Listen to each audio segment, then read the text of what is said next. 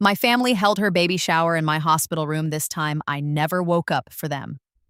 I came out of anesthesia to the sound of 40 people singing "For She's a Jolly Good Fellow" over my hospital bed, and for 3 full seconds, I thought I was dying. Because that's what it sounds like when a room full of people is celebrating and you are not the reason. Then my eyes focused enough to see the balloons. Silver ones, shaped like storks, bumping softly against the ceiling tiles above my IV pole. A banner reading, "It's a Boy," had been taped into the metal rail I was supposed to grab if I needed to sit up without tearing my incision. Someone had pushed my tray table, the one with the little hinged arm that swings over the bed so a patient can eat soup without moving, 6 inches to the left to make room for a 3-tier diaper cake wrapped in blue cellophane. My mother was mid-toast. She had a plastic flute of sparkling cider raised in one hand and her other hand resting on my sister-in-law's very pregnant belly like she was blessing a crop. "To Priya," she was saying, "who has given this family the future it deserves." I was 11 hours out of emergency surgery. My appendix had ruptured 3 days earlier. 3 days because I'd had a parent-teacher conference on the Tuesday and told myself the pain was just a stomach thing because that is what 34 years of being told my problems were inconvenient will train a person to do. And it had gone septic before anyone caught it. I had a catheter. I had a drain in my abdomen. The nurses hadn't even finished explaining to me before the anesthesia took me under. I could not feel my legs from the waist-down block yet, and the first thing I understood, coming back into my body, was that there were more people in my recovery room than there had been doctors in my surgery. I lay there while they sang the last line, and my Aunt Carol shrieked with laughter because someone had gotten "fellow" confused with "family." And there was a whole bit about it. Nobody was looking at me. My eyes were open. I know they were open because a nurse near the door, young dark ponytail, name tag that said Brianna, RN, was looking directly at me with an expression I would spend a long time afterward trying to name. It wasn't pity. It was closer to disbelief. My mother finally glanced over, the way you'd glance at a lamp to see if it needed to be moved. "Oh, look, she's awake," she said to the room. Not to me. "Perfect timing. Dana, honey, scoot over a little. We need the tray for the gifts." I want to tell you I said something devastating in that moment. I didn't. I was fresh out of surgery with a breathing tube scrape still raw in my throat, and the only sound I could make was a small wet noise that everyone in the room mistook for emotion for being touched. And my mother patted my hand and said, "I know, sweetheart. Isn't it wonderful?" And went back to arranging the gift bags on my tray table. Someone, I never found out who, took a photo. I know because I saw it later. Posted, caption, "This hospital room has better lighting than the Marriott ballroom we almost booked LOL." And if you looked closely at the left edge of the frame, past the diaper cake, past my sister-in-law glowing in her maternity dress, you could see a sliver of me, gray-faced, eyes half open, an arm with a hospital band and an IV catheter taped down at the crook of the elbow, lying flat and unclaimed against white sheets, like part of the furniture the room had come with. My phone buzzed on the tray table, half buried under a gift bag, with tissue paper spilling out of it like a wound. I saw the name on the screen before my mother's hand swept it away without even looking at it. M. Feld, ESQ. "Who is that, your work?" she said, already sliding it into the drawer of the little bedside cabinet out of sight. "Put that away. We're celebrating." I didn't say anything. I watched my own hand, pale thin, an ivy line running into it like it belonged to someone else, and I felt something in my chest that had nothing to do with the surgery. It was very calm. It didn't match the rest of me at all. Somewhere behind me, Priya was narrating the diaper cake for the benefit of whoever was filming. "So this one's the Frenchy print onesies, and this one's the little going home outfit. Isn't it obscene how cute?" And my mother was agreeing. Obscene. Just obscene. And I lay there with my mouth so dry my tongue had started sticking to the roof of it, thinking about the fact that 34 years of my life had led to this exact configuration of people in this exact room, and none of it surprised me. That was the worst part. Not the cruelty of it, the familiarity. They didn't know what was in that drawer with my phone. They didn't know what was in the trust with my name on it, sitting in a filing cabinet in an office 11 blocks from that hospital, or whose signature was on the deed to half the wing we were currently occupying. They thought I was a second-grade teacher who'd had a rough week, They thought the most interesting thing about me that year was that I had almost died and inconvenienced everyone's calendar doing it. They didn't know. Not yet. A doctor came in not long after. Dr. O.C., a slight man with reading glasses, pushed up into gray hair. The surgeon who'd had his hands inside me 11 hours earlier, pulling out a ruptured, gangrenous organ before it could kill me. And he stood in the doorway for a second, taking in the balloons, the cake, the 40 people, with the particular stillness of a man recalculating his entire evening. "I just need a few minutes with my patient," he said. My mother turned, hand still on Priya's belly. "Can you come back in 20? We're mid-cake." He looked at me. I looked back at him. I don't know what he saw in my face.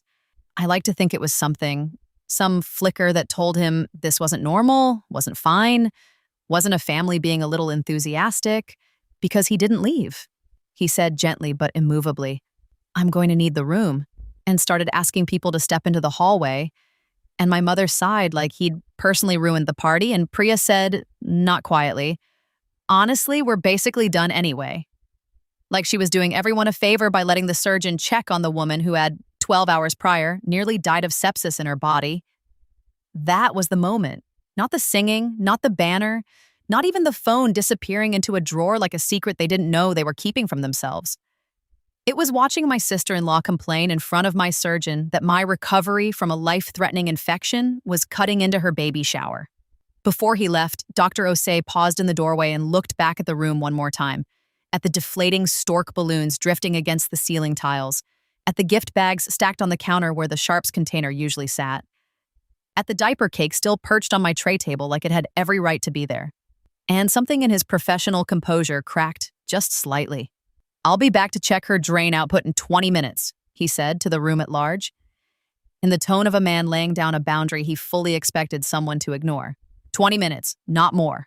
My Aunt Carol, who had flown in from Ohio specifically for the shower, a detail I would only learn later, a detail that told me everything about the order of priorities in my family, that a woman had booked a plane ticket for my sister-in-law's party and not for my surgery, leaned over the foot of my bed once he'd gone and said cheerfully, patting the blanket over my shin like she was greeting a dog, "Don't you worry, honey, we won't stay long. We know you need your rest." And then immediately turned back to ask Priya whether she was finding out the nursery colors before or after the baby arrived. I lay there and watched my own IV bag drip, one slow beat at a time, and did the math on how many minutes had passed since anyone had actually looked at me, not glanced, not patted, but looked, the way you look at a person and not a fixture in a room. I stopped counting somewhere past 10.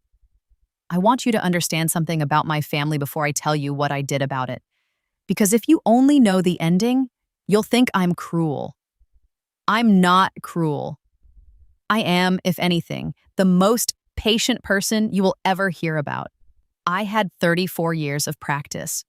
My grandfather used to say that families run on stories, whether the stories are true or not, and that the most dangerous thing you can do in a family is be the one person who remembers the story differently than everyone else agreed to tell it. For most of my life, I thought that was just a nice thing, an old man said to make an unhappy granddaughter feel less alone. It took me 34 years and a ruptured appendix to understand it was closer to a diagnosis. The story my family told about itself was simple, tidy, and had been running so long nobody in it had to actively maintain the plot anymore. The way a river doesn't have to try to carve its banks after enough decades of just being a river. The story was, Trevor is the one who needs support because he is fragile in ways that require accommodation. And Dana is the one who is fine because she has always been fine, because she has never once given anyone in this family a reason to worry about her. It didn't matter that the second half of that story was fiction I'd been performing since childhood. It only mattered that everyone had agreed, tacitly, wordlessly, generations deep, to believe it, because believing it was so much easier than the alternative, which was noticing that the daughter who never asked for anything might, in fact, need something too, and that noticing would require them to give it. I was 7 the first time it happened, in a way I still remember with my whole body. It was my birthday, a Saturday in October, and my mother had planned a party for 2 in the afternoon, streamers up, a cake with my name misspelled Dahana because the bakery had taken the order over the phone and nobody had corrected them. At 11 that morning, my brother Trevor's Little League team made the district finals. He was 10. He played right field and had struck out in his only at-bat all season. My party did not happen. My mother repurposed the cake, scraped my name off with a butter knife in the kitchen while I watched, dry-eyed because I had already learned, at 7, that crying about it only made it take longer, and had the bakery deliver a new one to the field that said, "Go, Trevor," in blue icing, over the ghost outline of my name, still faintly visible underneath if you knew where to look. I know because I looked. I looked for years. I got a Happy Meal in the car on the way to the game. My mother told me, buckling me in, "You'll have plenty more birthdays, sweetheart." Trevor might never get to districts again. He didn't. He never got past that season either. There was always a next thing. By the time I was 17, the pattern had a shape I could recognize even while I was living inside it. The way you can recognize the wallpaper in a house you grew up in without ever having chosen it. My college fund, modest but real, put together over years by my grandfather Warren, who was the only person in that family who ever looked at me like I was a whole person and not a supporting character, got quietly redirected the summer before my sophomore year of college, $11,000 of it, to cover Trevor's second DUI. His lawyer, his fines, the insurance hike that followed him around for 3 years like a smell. Nobody asked me. My mother told me about it after the fact, in the kind of voice people use to announce good news. "We took care of it," she said. "Family helps family." I worked 3 jobs to finish my degree. I tutored, I waited tables, I did overnight shifts stocking a pharmacy that smelled like antiseptic and expired candy. Trevor, meanwhile, was gifted a car for his 21st birthday, not because he'd done anything to earn it, but because, as my mother put it, he's been through so much this year. My wedding, I was engaged once in my late 20s to a man named Colin who I loved in the uncomplicated, undramatic way you love someone before your family teaches you that love is supposed to be complicated and dramatic. Got upstage so completely that I still can't remember whether I cried at my own engagement dinner or just felt like I should have. My mother stood up in the middle of the restaurant, before Colin's toast, before anyone had said a word about us, and announced that Trevor and Priya were engaged too. They'd gotten engaged that same week, on purpose. Priya later admitted with a giggle that still makes something in me go quiet and cold, and the entire table turned. The whole dinner became about them. Colin sat next to me holding my hand under the table, and I remember him saying afterward, gently, "Does this happen a lot?" And me not being able to answer him honestly because I didn't yet have the vocabulary for what I'd normalized. Colin and I didn't work out in the end for reasons that had nothing to do with my family and everything to do with 2 people wanting different lives. But I think about that dinner sometimes and wonder if some small unspoken part of him understood, before I did, what kind of gravity I'd spent my whole life orbiting. There's a smaller memory too, one I hadn't thought about in years until I was lying in that hospital bed with a diaper cake blocking my water pitcher, and it came back to me with the strange, total clarity that only shows up when your body has been cracked open and put back together and has nothing left to protect you from your own mind. I was 26. I'd had a bad year, a miscarriage early, before Colin, from a relationship that hadn't survived it, the kind of loss you're not supposed to talk about at dinner parties because it makes people uncomfortable and asks nothing of them in return. I told my mother about it exactly once, crying in her kitchen, and she'd patted my back the way you'd pat a coat to knock the rain off it and said, well, these things happen for a reason, sweetheart. You'll have plenty of time." And then, within the same breath, asked whether I'd seen the photos from Trevor's promotion dinner, because apparently his boss had said some very flattering things about his leadership potential. And wasn't that just wonderful? I didn't cry in front of her again after that. Not once in 8 years. I want that understood, because it matters to what came later. It wasn't that I didn't feel things. I felt everything, all of it, the whole catalog. Every year of it stacking quietly on a shelf inside me that nobody in that family ever thought to look at because they had never once had to. I just stopped showing them where the shelf was. There was a specific cruelty from Priya, too, more recent, that I hadn't fully let myself feel until I was lying flat on my back with nowhere to look but the ceiling. 2 years earlier, I'd spent a summer designing a reading initiative for my classroom, a system of leveled books and peer partnerships that took my kids from an average of 11 books a year to 43, a thing I was genuinely, quietly proud of. The kind of proud that doesn't need an audience because the work itself is the reward. I mentioned it once at a family dinner, briefly, almost apologetically, the way I'd learned to mention anything good that had happened to me, bracing for the redirection before I'd even finished the sentence. Priya, 3 glasses of wine into the evening, had lit up immediately, not with pride in me, but with recognition of an opportunity. And by the following month, she was telling people at her own book club that she'd helped design a literacy program for underprivileged kids, a claim that made its way back to my mother, who repeated it at the next family dinner with such warmth, such visible delight, that I sat there and let her have it. Let the credit slide fully off me and onto Priya like water finding the lowest point in a room, because correcting her would have meant making a scene, and making a scene was the one thing I had been trained from the age of 7, never, under any circumstances, to do. The one exception, the one person who ever stood outside that gravity entirely, was my grandfather. Warren Whitfield built a small medical device company out of a garage in the 70s. Nothing glamorous, surgical fasteners, the unglamorous hardware that holds a body together after someone cuts it open, and grew it slowly and stubbornly into something that mattered. He never talked about money at family dinners. He talked to me about books, about the 2 years he spent in the Merchant Marine before the company, about how his own father had favored his older brother the exact same way my mother favored Trevor, and how he'd sworn, watching it happen to me, that he would not let it happen twice in one family without somebody doing something about it. "Don't you dare let them eat you alive, Dana girl," he told me the last time I saw him lucid 6 weeks before he died. His hand was thin as paper in mine. "I've made sure they can't. You just have to let them show you who they are first, all the way. Don't step in early and rescue them from themselves. Let them get all the way to the end of who they are, and then you'll know exactly what to do, and you won't feel 1 ounce of guilt doing it." I think about Warren's funeral sometimes too, because it was, in its own quiet way, a preview of everything that came after. My mother cried beautifully at the service, the kind of composed, photogenic grief that draws sympathy from everyone in the room, and afterward, at the reception, spent most of the afternoon accepting condolences on behalf of the family in a voice that made it sound as though she alone had lost him, as though the rest of us were merely attending.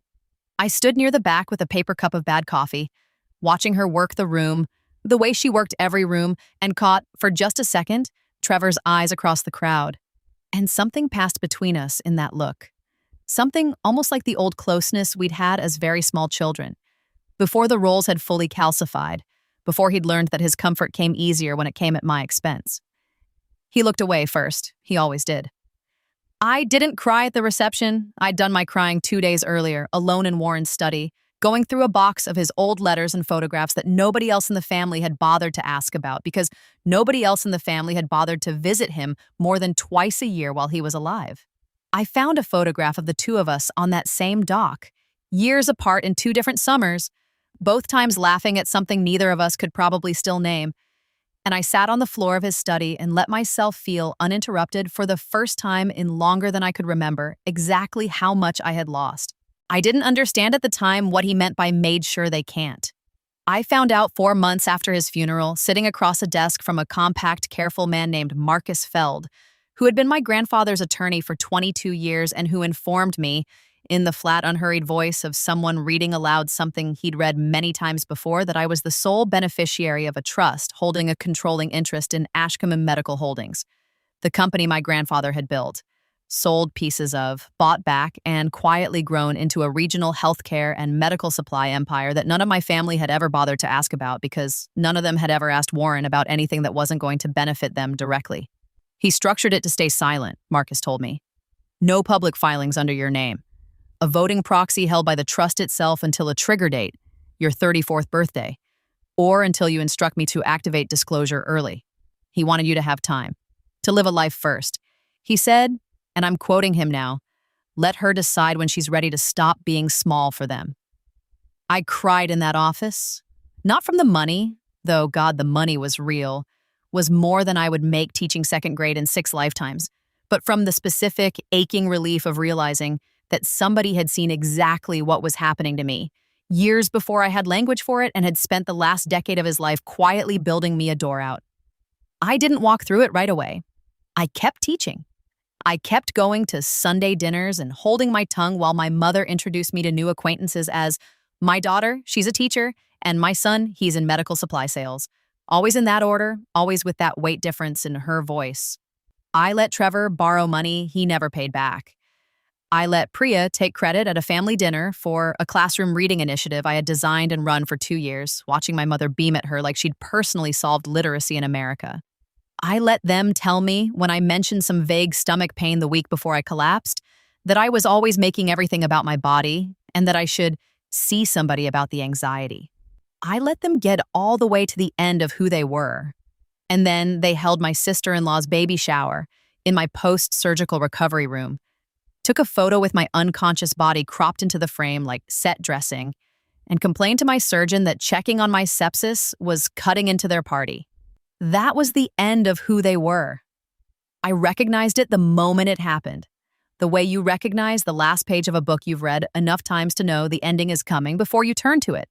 Dr. Osei cleared the room, checked my incision, my drain output, my vitals, and told me, kindly, professionally, with the particular gentleness doctors save for patients whose families they've just quietly clocked as a problem, that I needed rest and that he'd be having a word with the nursing staff about visitor policies going forward.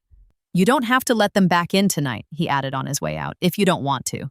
Brianna, the nurse with the dark ponytail, lingered after he left.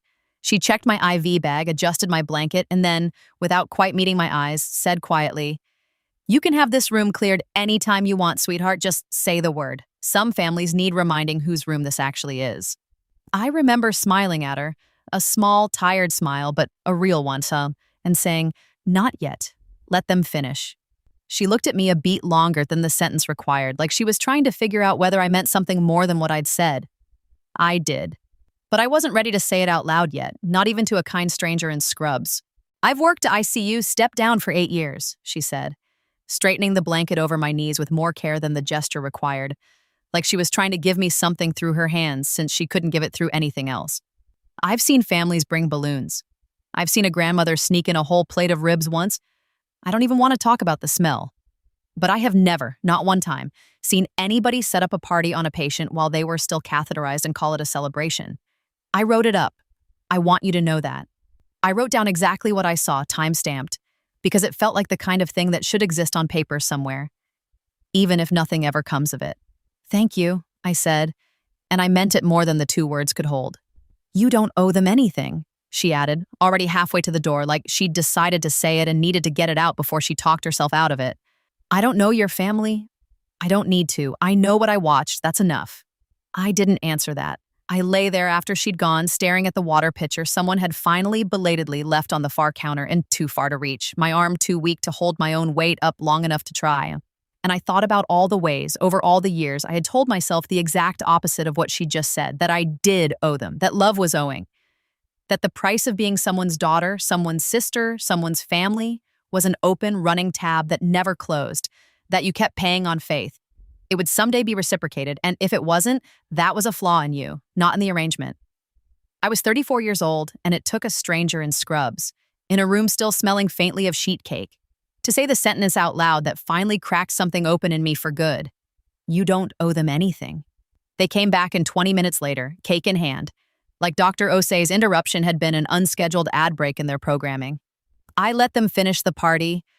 I let Priya open the rest of her gifts on the blanket over my legs because there wasn't anywhere else to put them, and I let my Aunt Carol hold up a onesie that said, "Mommy's Miracle," and coo about it 3 inches from my catheter bag. At one point, someone asked me to hold the diaper cake up so it's in the frame for a photo, and my arm, weak and trembling from anesthesia and 11 hours of surgery, held a 3-tier tower of rolled diapers because I was too depleted in every sense of the word to say no. I asked for water once, quietly, to my mother, who was closest.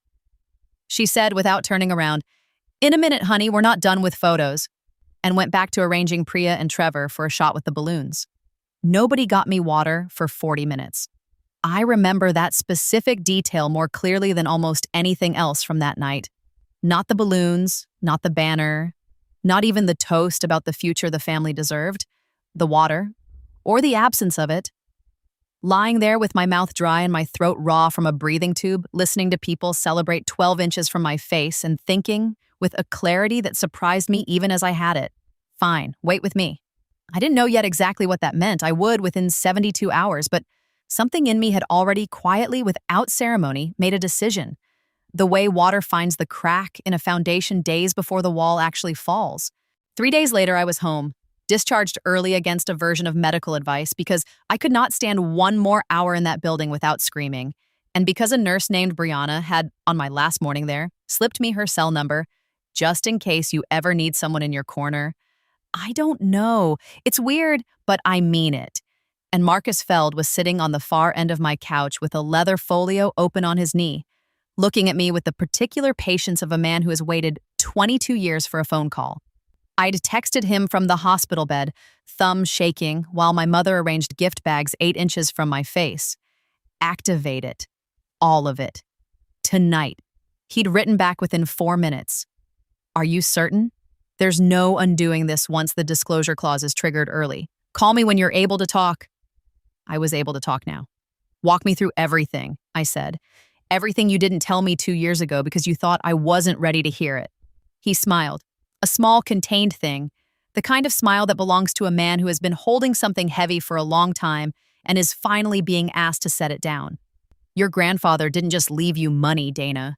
He left you a board seat, voting control, and a very specific, very deliberate piece of leverage that I don't think even he knew at the time would end up quite this poetic. He opened the folio. Ashcombe Medical Holdings, it turned out, wasn't just an abstraction sitting in a trust document. It was the parent company that owned, among other things, a controlling stake in the regional hospital network, the same network that operated the very hospital I'd been treated in.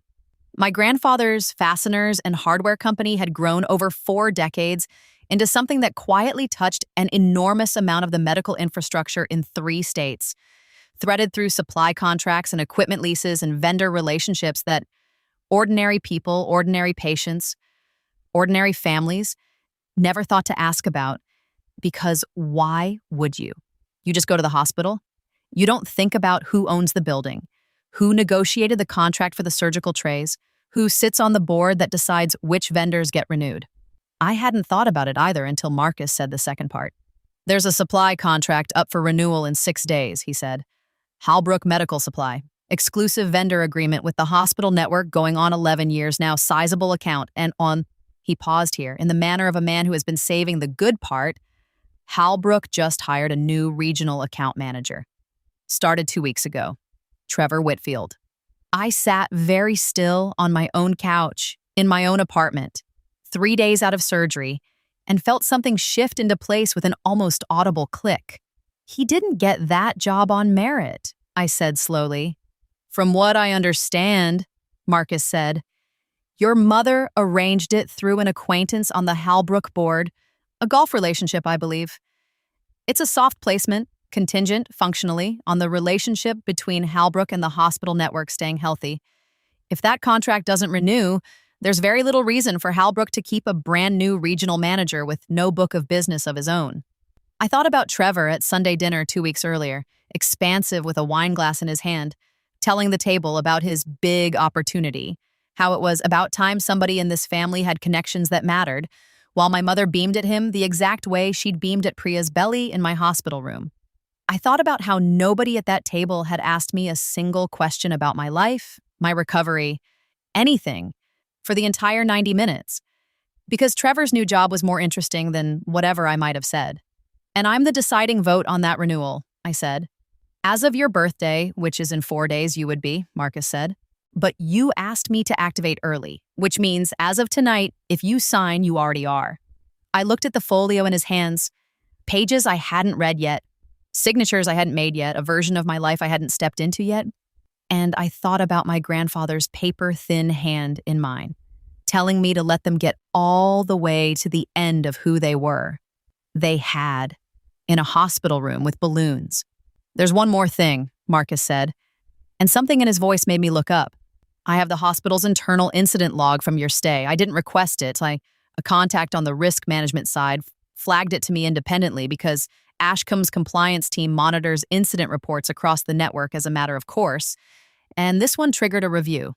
3 separate nursing staff filed reports about an unauthorized gathering in a post-surgical ICU recovery room, noise complaints from adjacent patients, a privacy concern, Another patient's family was visible in one of the photos taken and posted publicly without consent from your room.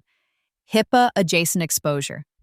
It's a real problem for the hospital, quite apart from anything to do with you personally. They did that to themselves, I said. They did, Marcus agreed. You didn't have to lift a finger for that part. I just want you to understand the full shape of what you're holding before you decide how to use it. I sat with that for a long moment. Outside my apartment window, it was an ordinary Tuesday evening. Cars going by, someone's dog barking 2 floors down, the whole unbothered world continuing exactly as it always had, while in this one room, a woman 3 days out of major surgery was being handed the keys to the exact machinery that had for 34 years decided whose pain got noticed and whose didn't. I want to be smart about this, I said finally. Not just satisfying, smart. Marcus nodded, like that was the answer he'd been hoping for, so then let's talk about timing. We talked for 2 more hours that night, longer than either of us probably had the energy for. Me still moving carefully around the incision, him refilling my water glass without being asked, which struck me at the time as such a small thing and such a large one at once. He walked me through the trust document line by line, the way Warren had structured the disclosure clause so that it couldn't be challenged as coercive or sudden. 5 years of quiet vesting behind it, a paper trail longer than my entire relationship with my own mother, and the way he'd built in a 6-month transition advisory period, specifically so that I wouldn't be thrown alone and unprepared into a boardroom full of men who had known the company longer than I'd been alive. He talked about you more than you probably realize, Marcus said, near the end, closing the folio. Every year, around tax season, when I'd come out to review the trust with him, he'd ask how you were doing, and not the polished version, the real one. I think he watched your family circle you the same way you'd watch weather coming in. He just didn't feel like it was his place to intervene directly while he was alive. He thought that would only give them something to unite against. He wanted you to have the tools, not the rescue. He never said any of that to me, I said, and my voice caught in a way it hadn't all evening. Not even reading the trust language itself. He wasn't a man who said much of anything directly, Marcus said, with the small, fond smile of someone who'd spent 2 decades learning to read between an old man's silences. He built things instead. That was always more his language. My first board call came 4 days later, dialed in from my kitchen table with a legal pad in front of me and, taped to the inside cover of my laptop where only I could see it, a photo of Warren on the dock, laughing at something out of frame. 6 men and 1 woman, all of them decades into careers I had no formal training for, discussed second quarter distribution numbers for a subsidiary I hadn't known existed a month earlier, and for the first 11 minutes, nobody addressed me directly at all. A man named Halloran, gravel-voiced, clearly used to running the room, referred to me once as the new representative from the family side, without so much as looking at the little video square with my name on it. Marcus, sitting in as counsel, cleared his throat. For clarity, Warren's granddaughter Dana holds controlling interest as of this week. She'll be chairing going forward. There was a pause on the call I could feel, even through the flat compression of a video screen. The particular silence of men recalibrating who they were talking to. Halloran recovered fastest. Well, he said. Welcome, Ms. Whitfield. We'll get you fully briefed. I didn't say much that first call. I mostly listened, the way I'd learned to listen my whole life in rooms where I wasn't expected to have an opinion worth interrupting for, except this time the listening wasn't submission. It was reconnaissance. I took 4 pages of notes. I asked 1 question, near the end, about the Halbrook renewal timeline, phrased so blandly, so procedurally, that nobody in that call could have guessed what it actually meant to me, and Halloran answered it without hesitation, already treating the question as due diligence and not as the first move of something much larger. I hung up the call and sat at my kitchen table for a long time afterward, legal pad in front of me, feeling the strange vertigo of realizing that a version of power I'd never once imagined belonging to me had, apparently, belonged to me for 3 years already, quietly, patiently, waiting for me to notice. The week between the hospital shower and the real one passed in a strange, doubled kind of time for me. One version of the days spent quietly signing paperwork with Marcus, learning the shape of a company I'd inherited without ever asking for it, and another version spent at Sunday dinners and phone calls with a family who still had no idea that the ground under them had already shifted. There was something almost anthropological about it, sitting at my mother's table watching her plan seating charts for a party in a building she didn't know I owned, watching Trevor talk about his big opportunity at a company whose future I already held in a folder in my own kitchen. I didn't feel powerful exactly in those moments. I felt like someone watching a play from backstage, already knowing how it ended, while the actors on stage still believed they were improvising. Priya, it turned out, had loved the hospital room shower so much, loved the candid, real energy of it, loved the 11,000 likes the photo had gotten on her account, loved the comments calling her so authentic and such a beautiful mama, that she decided, 1 week later, sitting across from me at a family dinner I'd forced myself to attend specifically so I could watch this unfold in real time, that they should throw a real shower too, a proper one, at a venue. Not that the hospital one wasn't special, she said, one hand on her belly, the other holding a glass of sparkling water she was very publicly not drinking wine from. But obviously we want good photos where Dana's, not. She gestured vaguely, apparently unable to find a polite word for dying in the background. Where everyone looks their best. My mother jumped in smoothly. We found the most gorgeous space. Some new wellness venue that just opened. Very exclusive. Very hard to book. Renata got us in through a friend of a friend. It's called the Ashcombe Room. Isn't that funny? Same as Grandpa's old company. Small world. I did not say anything. Under the table, I felt Marcus's earlier words settle into place with the quiet finality of a lock turning. The venue had, in fact, just been acquired 8 weeks prior by a wellness brand extension under Ashcombe Medical Holdings, a boutique event space meant to host corporate wellness retreats and health-adjacent private functions, part of a diversification push my grandfather had greenlit before he died and that I, as of 4 days ago, now had final say over. My mother had, without knowing it, booked her daughter-in-law's baby shower in a building her own daughter owned. That sounds lovely, Pate, I said. I'd love to come. My mother looked faintly surprised. I think she'd expected, given the hospital scene, that I might beg off, might claim I was still recovering, might do the thing I always did, which was make myself smaller and more absent so the discomfort of my existence stopped inconveniencing everyone. Oh, yeah. Really? That's wonderful, sweetheart. It's the least you could do, honestly, after ruining the first one with your little medical drama. I let that land. I let myself feel the full, precise weight of it. Ruining my little medical drama, my ruptured, gangrenous appendix reduced to a scheduling inconvenience I'd inflicted on her. And instead of the old reflex, the apology already halfway out of my mouth before I'd even decided to say it, I felt something else entirely, something almost peaceful, the last data point, the final piece of evidence in a case I had, without quite admitting it to myself, been building for 34 years. You're right, I said. I'll make it up to everyone. I meant it in a way none of them understood yet. The rest of that dinner unspooled the way every family dinner had for as long as I could remember. Trevor holding court about the new job, expansive with a wine glass, telling a story about a supplier lunch where somebody important had apparently laughed at one of his jokes, and my mother watching him with the specific, undivided attention she'd never once turned on me. Not for a spelling bee I'd won in 4th grade, not for the year I was named Teacher of the Year at my school, not for anything. Priya sat beside him with one hand resting on her belly, occasionally correcting a detail of his story with the proprietary fondness of a woman curating a highlight reel, and my father, quiet as he'd always been, a man who'd spent 36 years married to my mother, by the simple expedient of never disagreeing with her about anything that mattered, nodded along, refilling his own wine. Nobody asked how I was healing. Nobody asked about the incision, the drain that had only come out 4 days earlier, whether I was sleeping, whether I was in pain, whether the whole thing had frightened me the way it had, genuinely, profoundly frightened me.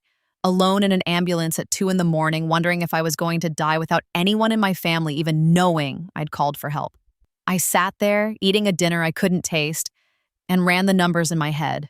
Not Ashcombe's numbers, not yet. Just the older ones, the ones I'd been keeping my whole life without a ledger. $11,000. 1 birthday cake. 1 engagement dinner. 1 19-minute silence after a miscarriage. 1 diaper cake blocking a water pitcher. The total had been sitting there for years, waiting for me to finally look at it directly instead of around it. The week that followed had a strange suspended quality, like the held breath before a diver hits the water. I signed the documents Marcus brought me. Pages of legal language that translated in plain terms to, Dana Whitfield now controls Ashcombe Medical Holdings, effective immediately, publicly, irrevocably. I sat in on my first board call, still moving carefully because of the incision, and listened to men 20 and 30 years my senior discuss quarterly numbers in voices that assumed, until Marcus introduced me, that I was an assistant sitting in. I reviewed the vendor contract renewal file for Halbrook Medical Supply, read through 11 years of steady, unremarkable business, checked the performance metrics, genuinely looked for a reason to renew it on the merits. Because Marcus was right, I wanted to be smart, not just satisfying, and I didn't want to make a decision I couldn't defend to the board or to myself.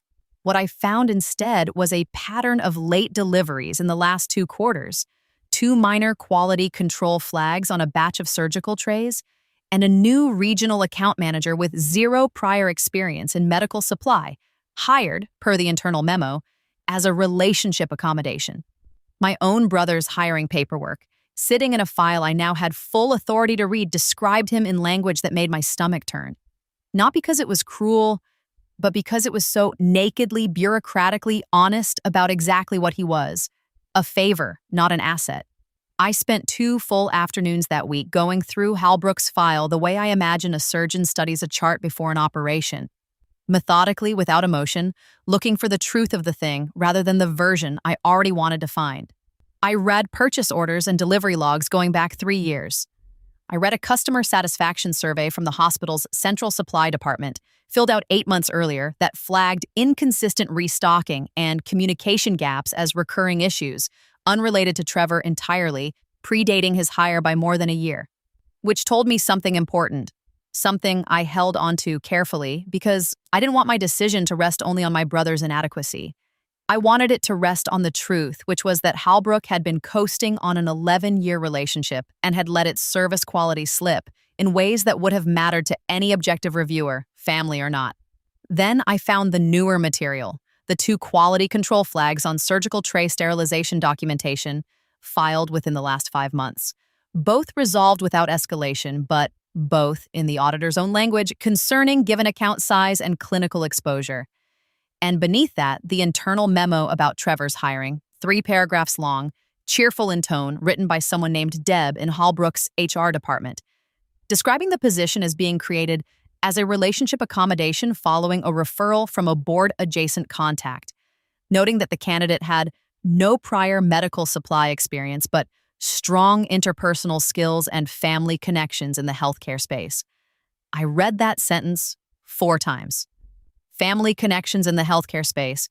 They meant me. They meant Ashcombe. They meant my mother's golf course favor had been built unknowingly on a foundation that was mine to remove at any time, and none of them, not Trevor, not my mother, not the golf course acquaintance who'd made the introduction, had any idea how literally true that was.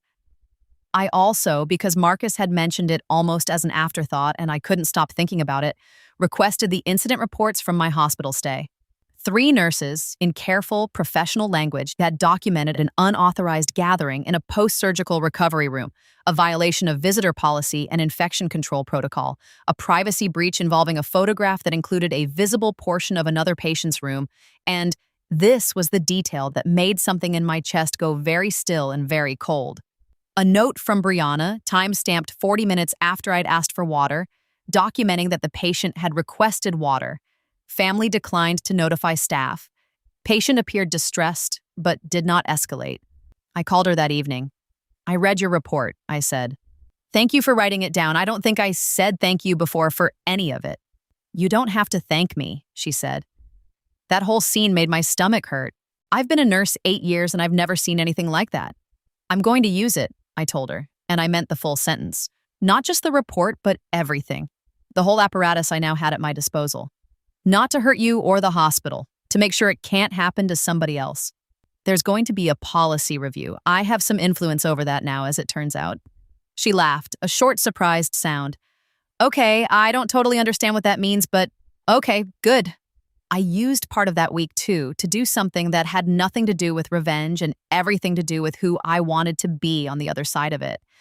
I worked with the hospital's patient advocacy office, new leverage but genuine care behind it, to tighten the post-surgical visitor policy across the network. No more than 2 visitors in an ICU recovery room. No unauthorized events. A clearer protocol for patients to request privacy without having to fight for it themselves. half conscious, 3 hours out of anesthesia. It wasn't retribution. It was the thing I actually wanted underneath all of it, for nobody else to lie in a bed they couldn't leave, asking for water, while their family took photos of somebody else's good news over their body. Then I bought Priya a gift. A good one. A genuinely thoughtful one, a beautiful hand-stitched quilt from a small maker I'd found. Soft blues and creams, nothing performative about it. Nothing anyone could later point to and say I'd been petty.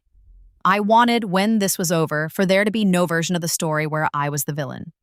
I wanted witnesses. I wanted the truth, laid out so plainly that nobody in that room would be able to convince themselves later that I'd done anything except finally, calmly, stop absorbing what they handed me. I also spent one whole evening that week doing something I hadn't expected to do at all. I wrote a letter to Warren. Not to send anywhere, obviously, just a letter on actual paper.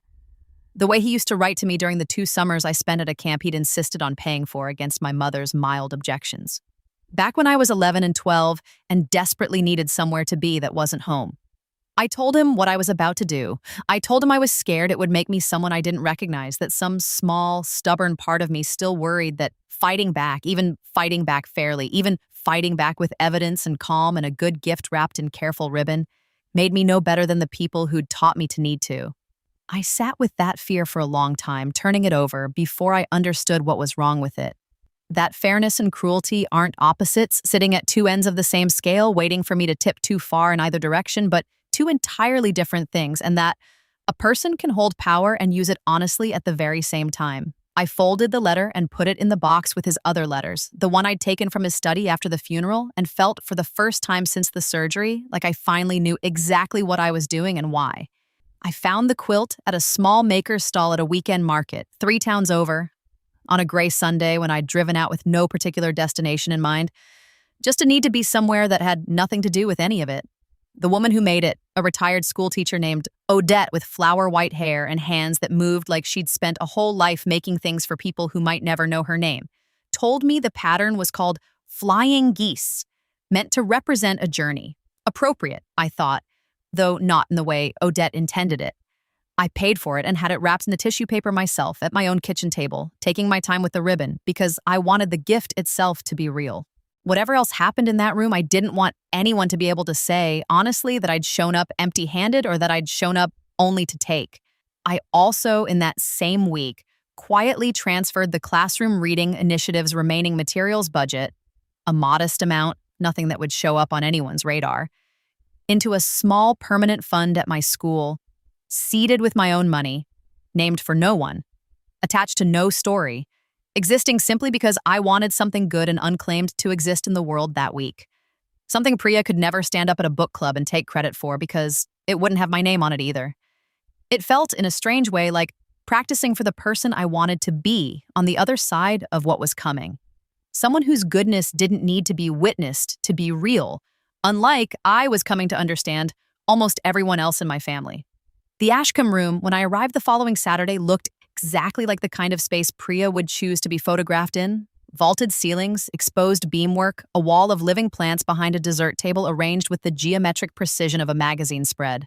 There were maybe 60 people there, more than the hospital room could have held, string lights, a photographer with 2 lenses hanging off her like jewelry, a custom neon sign that said, "Welcome Baby Whitfield," in soft pink script. I walked in wearing a green dress I hadn't worn in 2 years, my color back in my face for the first time since the surgery, my incision healed enough that I moved without wincing. Marcus walked in beside me in a gray suit carrying a slim leather folio, and I watched my mother's eyes catch on him across the room with a flicker of confusion that hadn't fully formed into a question yet. "Dana, you look wonderful," she said, coming over, already scanning past me for whoever I'd brought. "And who's this?" "This is Marcus," I said. "He's my attorney and an old friend of Grandpa's." Something crossed her face. A small uneasy ripple quickly smoothed over the way you smooth a wrinkle out of a tablecloth before guests notice. "How lovely. Well, come in, come in. We're about to start the toasts." I found my seat next to a woman I didn't recognize. A coworker of Priya's, it turned out, who spent the first 10 minutes telling me, unprompted, how iconic the hospital photos had been, how she'd shown them to her whole office, how you could just tell how much love was in that room.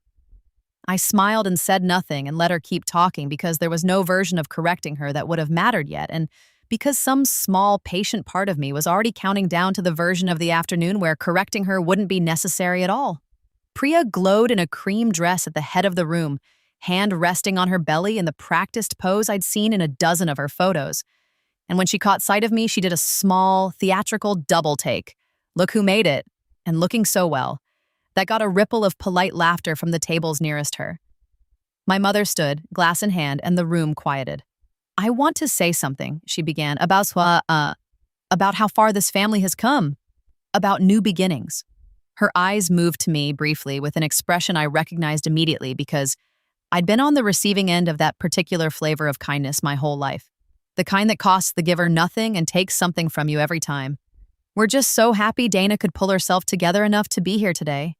We know it's hard for her, watching everyone else get what she never quite manages to. A few people laughed, softly, uncertainly, the way people laugh when they're not sure if something was a joke or not. I stood up, and the small sound of my chair pushing back against the polished concrete floor was, somehow, the loudest thing in the room. I hadn't planned exactly what I'd say. I'd planned the mechanics, Marcus was here, the folio was here, the numbers were signed and final and irreversible, but the words themselves I let come the way they wanted to, because I'd spent 34 years rehearsing silence and none at all rehearsing this. Thank you for that, Mom, I said, and my voice came out steadier than I expected, and steady the way it had been 3 days after surgery when I told Brianna not yet, let them finish. Since we're all here celebrating new beginnings, I actually have one too. Marcus stepped forward with the folio. My mother's smile faltered, just slightly, the way ice does before it cracks. You can't always see it, but you can feel the temperature change. I want to start by saying, I love this family, I said, and I meant it. In the specific, complicated way you can love people who have hurt you your whole life. The way you can hold two true things in the same hand. And I want to say congratulations to Priya and Trevor. I bought you a gift. It's on the table. It's a quilt. I hope you like it. I picked it out myself. I paused. I also want to tell you a few things you don't know about me. I think it's time. The room had gone very quiet. Somewhere near the back, a phone camera was still recording. Priya's photographer, catching all of it, which I would later be grateful for, though I didn't think about that in the moment. 3 years ago, when Grandpa Warren died, I found out he'd left me something none of you knew about. Not because he loved me more than he loved you. I looked at Trevor here and meant it, because whatever else was true, I didn't believe Warren had built this out of malice toward his grandson, only out of a clear-eyed fear for his granddaughter. But because he watched what happened to me in this family for 30 years, and he decided to make sure that if it ever got bad enough, I'd have a way out that nobody could take from me. Dana, what is this? My mother said, in a voice that was trying very hard to sound amused and not quite managing it. He left me controlling ownership of Ashcombe Medical Holdings, I said. I signed the final paperwork 9 days ago. I'm not going to bore everyone with the details, but I'll tell you the parts that matter to this room specifically. I nodded to Marcus, who opened the folio, though I didn't actually need the papers. I'd memorized every line, the way you memorize the thing you've waited your whole life to say. Ashcombe owns a controlling interest in the hospital network that treated me 3 weeks ago, the one where my recovery room got turned into a party while I was 3 hours out of major surgery. I've spent this last week reviewing the incident reports 3 separate nurses filed about that night. Unauthorized visitors, a privacy breach, a patient left without requested care while family declined to notify staff.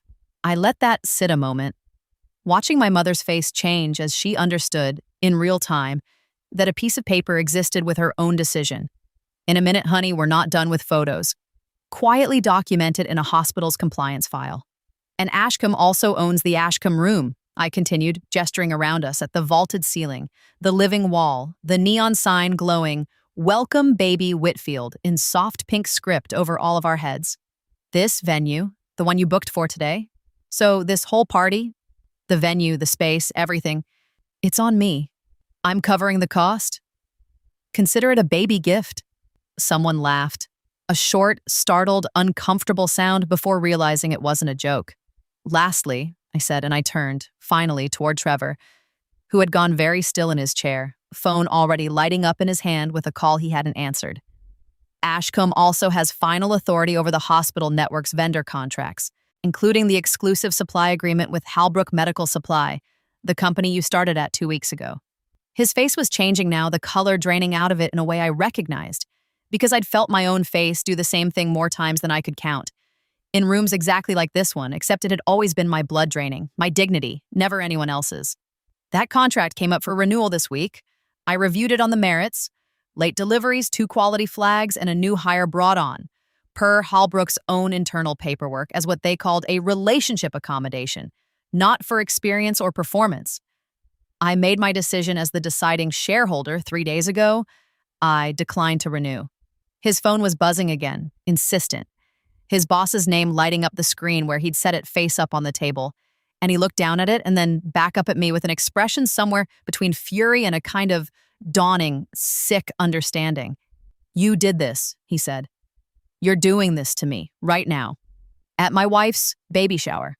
"No," I said, and my voice didn't rise, stayed exactly as level as it had been in that hospital bed asking for water.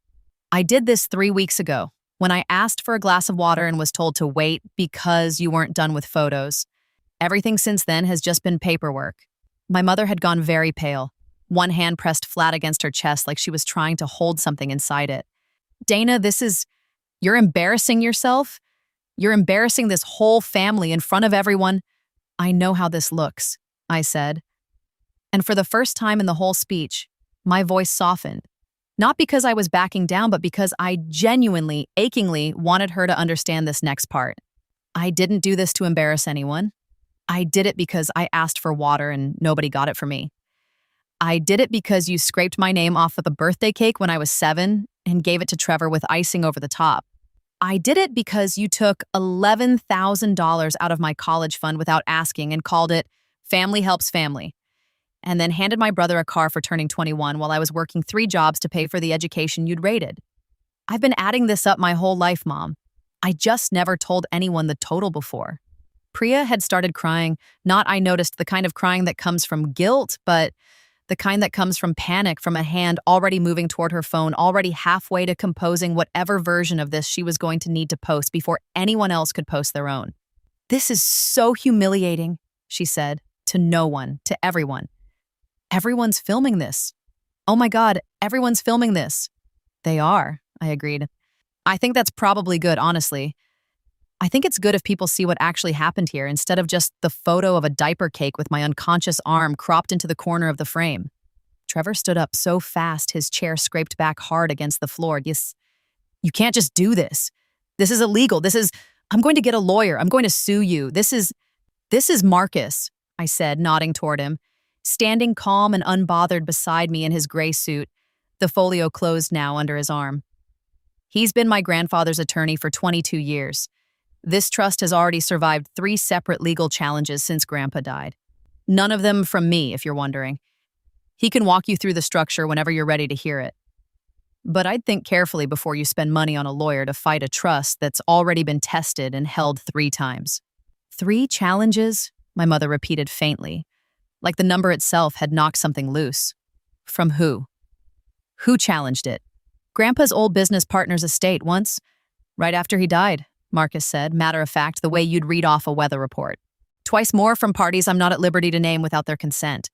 All 3 were resolved in the trust's favor within 4 months without ever going to trial. Warren was very thorough.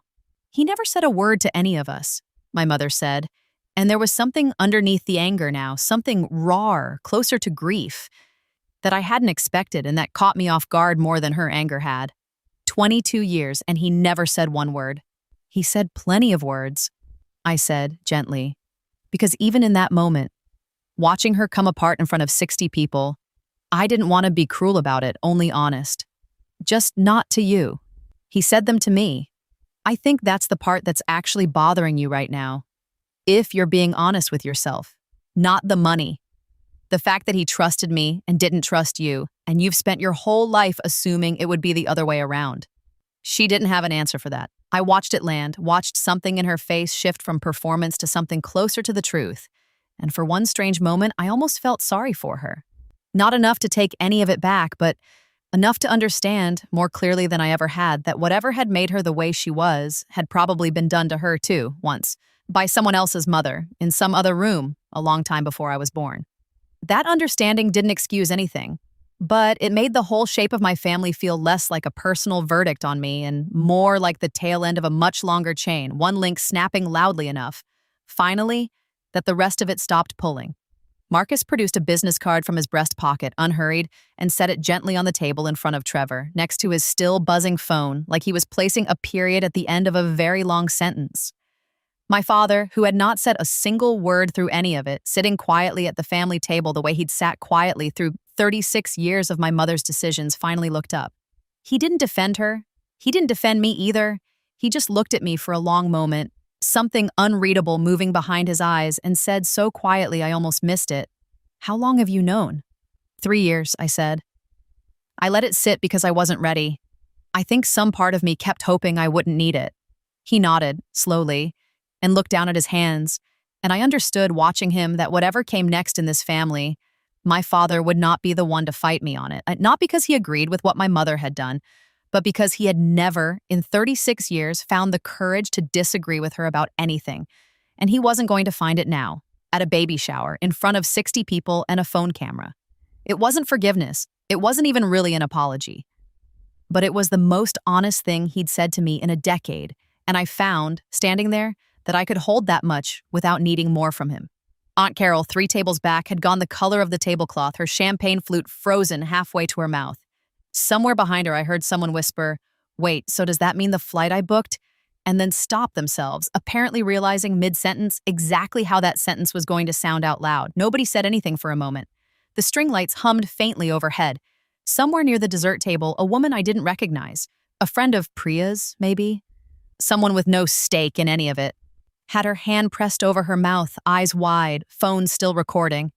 My mother found her voice first, and it came out smaller than I'd ever heard it, stripped of the easy authority it usually carried. "You've been sitting on this whole time. Every dinner, I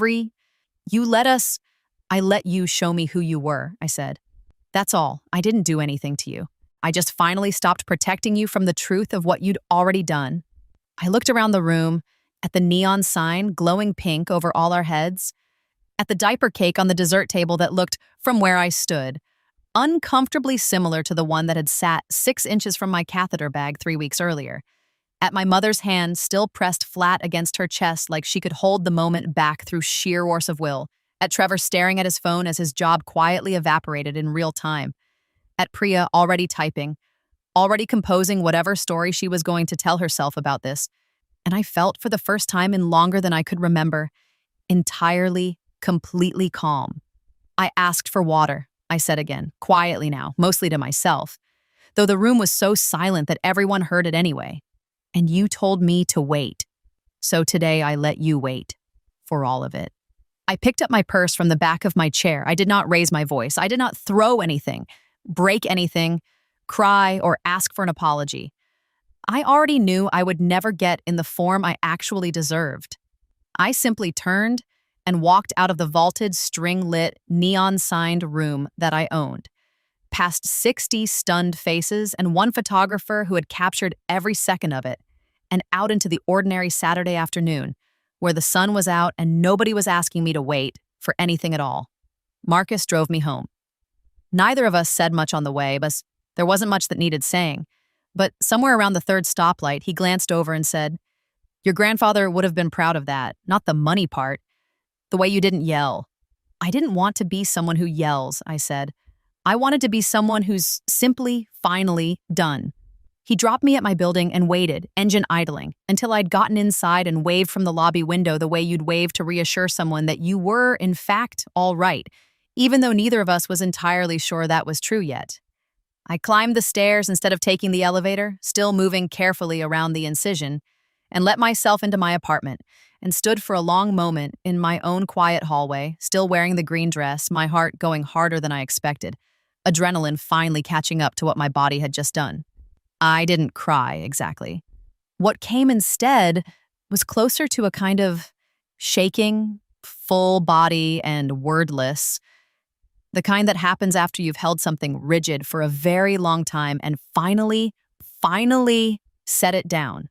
I sat on my kitchen floor with my back against the cabinets, the way I used to sit as a kid when the house got too loud for me to be in any of its rooms, and I stayed there for a long time, not thinking about Trevor's face or my mother's hand pressed flat against her chest, but about Brianna saying, "You don't owe them anything," and Warren's paper-thin hand in mine, and the specific physical relief of a truth finally being spoken out loud in a room after 34 years of being carried silently, alone, like a stone in a coat pocket you'd stopped noticing the weight of. In the weeks that followed, the story took on a life I hadn't fully anticipated. Someone at the shower, I never found out who, and honestly, I didn't try very hard to, uploaded a clip.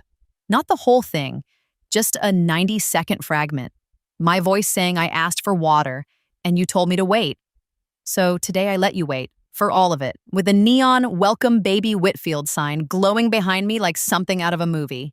It found its way onto exactly the kind of platform where these things find their way, and within a week it had racked up more views than I could keep track of. Comment sections filling with strangers dissecting a private, decades-long wound, like it was a puzzle they'd been handed, mostly on my side, which I hadn't expected and found, in a complicated way, both validating and a little strange. To have 34 years of quiet math suddenly become public arithmetic other people could check. Priya's own following, the one she'd built so carefully around a version of herself, as effortless, glowing, beloved, cratered within a month.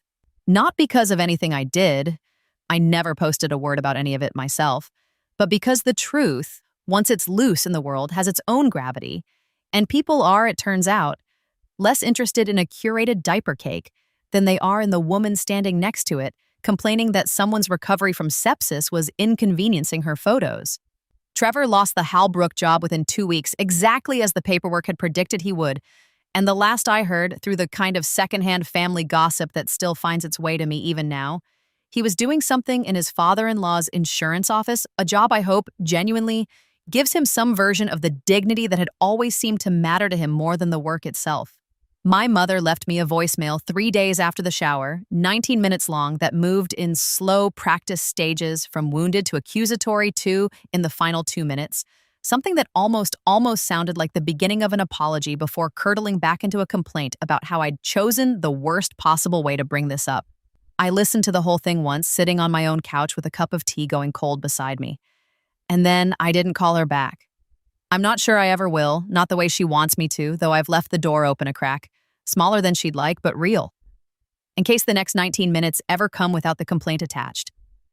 She's called 4 more times since, at intervals that seem, whether she intends it or not, calibrated to catch me at my most forgiving.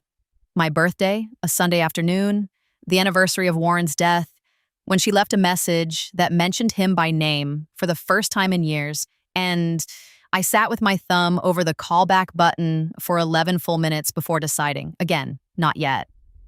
I don't know if I'm punishing her or protecting myself. Some days I think those are the same thing, dressed differently, and I've decided I don't need to fully untangle which one it is before I'm allowed to keep doing it. Priya reached out once, a single text, 3 weeks after the shower. I know things got said that day that maybe needed saying. I hope you know I never meant for you to feel unseen. I read it 4 times looking for the apology underneath it and never quite found one. It was, I realized, a masterclass in the shape of an apology with none of the actual weight inside it. The verbal equivalent of a gift box with nothing in it. And I didn't respond. Some doors, I've learned, don't need to be slammed shut. You can just decline to walk back through them. I saw Trevor once more months later at a gas station on the far side of town, both of us filling up at adjacent pumps before either of us noticed the other. He looked thinner, tireder, older in a way that had nothing to do with time passing and everything to do with a version of himself he was still learning to live inside. A version that had to build things instead of being handed them for what I suspect was the first time in his life. We nodded at each other. Neither of us said anything. It wasn't peace, exactly. But it wasn't the old gravity either, the pull that used to make me shrink automatically in his presence, apologize for existing in the same 20 feet of pavement. I finished pumping my gas, got in my car, and drove away, and didn't think about him again until I sat down to write any of this. I kept teaching. Part-time now, 3 days a week, because I love the particular, uncomplicated joy of a classroom full of 7-year-olds who have no idea I own anything, who only know me as the woman who reads to them after lunch and keeps a jar of butterscotch candies in her desk drawer. I used part of my new position, because I did keep the board seat, though I stepped back from day-to-day operations, handed most of that weight to people who wanted to carry it, to fund a scholarship in my grandfather's name, for kids who remind me, in ways I can't always articulate, of a girl scraping her own name off a birthday cake and telling herself it didn't matter. I called Brianna about a month after the shower, mostly just to check in, and ended up telling her the whole story, start to finish, sitting on my back porch with the phone against my ear while the evening cooled around me. She laughed in the right places and went quiet in the right places, and near the end she said, I think about that room a lot. I think about how many patients I've had who probably needed someone to say exactly what I said to you, and I never said it because I didn't want to overstep. She paused. I'm not going to worry about overstepping anymore. We meet for coffee now every few weeks, an unlikely friendship built out of the worst night of my recent life, and she tells me sometimes about patients whose families remind her of mine, and I listen the way you listen to a story you already know the ending of, hoping every time that this particular family finds their way to a different one. The policy changes I pushed through the hospital network, the 2-visitor limit in post-surgical recovery, the clearer, plainer language protocol for patients to request privacy without having to fight through a room full of relatives to do it, took effect 4 months after my surgery. I asked specifically that they not carry my name. I didn't want a plaque. I wanted simply for the next woman lying in a bed like that one, asking for water, to get it the first time she asked. I hung a photo of Warren above my desk at home, the two of us on a dock somewhere years ago, both of us laughing at something I no longer remember. I think about what he told me sometimes near the end. Let them show you who they are all the way, and you'll know exactly what to do. He was right. I did. There's a version of this story that would end with me running Ashcombe full-time, striding into boardrooms in sharp suits, becoming the kind of person my family always secretly wanted one of their children to be, powerful in a way that could be photographed and bragged about at dinner parties. That's not what happened, and I think it's important to say so because the version of victory I actually wanted was smaller and stranger than that, and I don't want anyone reading this to think the point was ever the money or the boardroom or watching Trevor's face crumble over a phone that wouldn't stop buzzing. The point was the water. It was always the water. I hired a CEO within 4 months, a woman named Ada Ora Okafor, sharp and steady, recommended by Marcus, who had run a similar regional network for a decade before an acquisition freed her up, and stepped back into an oversight role that lets me show up for quarterly reviews and major decisions without it consuming the rest of my life. I still teach. I still keep butterscotch candies in my desk drawer. Most of my second graders will grow up and never know that their teacher, the one who reads to them after lunch, quietly controls a piece of the hospital. Most of their families will end up in eventually, for a birth or a broken arm or someday something more serious, and that she has made absolutely sure the person in that bed will never once be told to wait. The apartment is quiet most evenings now in the good way, the way a room is quiet when nobody in it is waiting for permission to exist in it fully. I keep a pitcher of water in the fridge, always full, always cold, and some nights I pour myself a glass for no reason at all except that I can, except that nobody is standing between me and it telling me to wait, we're not done with photos, and I stand at my own kitchen counter in my own apartment that nobody gave me and nobody can take away, and I drink the whole glass slowly, all the way down because it's mine, because I earned the right to have it whenever I want it, and because, for the first time in 34 years, there is finally nothing and no one left to wait for. Sometimes on the good evenings, I think about that room at the Ashcombe room, the neon sign, the string lights, the diaper cake that looked so much like the one that had once blocked my water pitcher. And I don't feel triumphant, exactly. I feel something quieter than that, something closer to relief. The way you feel after finally setting down a bag you didn't realize had gotten so heavy until your arms remembered what it was like to hang empty at your sides. I don't wish harm on my family. I genuinely don't. I hope Trevor finds work that fits him honestly, work he doesn't need anyone's connections to hold on to. I hope Priya learns eventually to be proud of something that isn't a photograph. I hope my mother someday calls me not to explain herself, but simply to ask how I am, and means it, and waits long enough after asking to actually hear the answer. But hoping for them and waiting for them are two different things, and I've finally, at 34 years old, in an apartment my grandfather's foresight built for me one careful legal document at a time, learned to top the difference. I pour the water, I drink it while it's still cold, and when I'm done, I rinse the glass, set it in the rack to dry, and go on with the rest of my evening, my own, unhurried, entirely mine, without asking anyone's permission to have wanted it in the first place.